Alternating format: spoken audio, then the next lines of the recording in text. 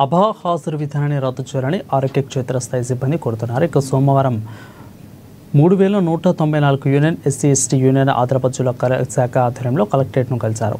సమావేశ మందిరంలో జరిగిన ప్రజావాణిలో దరఖాస్తు సమర్పించారు. ఆధార్ బేస్డ్ అటెండెన్స్ వల్ల ఇబ్బందికి కలిగే ఇబ్బందులను గురించి వివరించారు.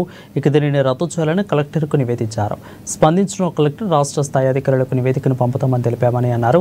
ఇక అలాగే కమిషనర్, హెల్త్ డైరెక్టర్లకు కూడా వినతి పత్రం ఇవ్వాలని సూచించారు.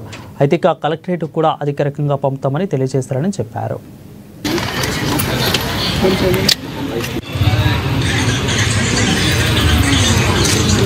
గురించి మన తెలంగాణలో కాకుండా ఆంధ్రప్రదేశ్లో కూడా ఉంది. ఆంధ్రప్రదేశ్లో వాళ్ళు ఫీల్డ్ స్టాఫ్ అంటే క్షేత్రస్థాయి సిబ్బందికి అందరికీ కూడా ఎగ్జామ్షన్గా మనకు ఆర్డర్స్ ఇవ్వడం జరిగింది. ఆంధ్రప్రదేశ్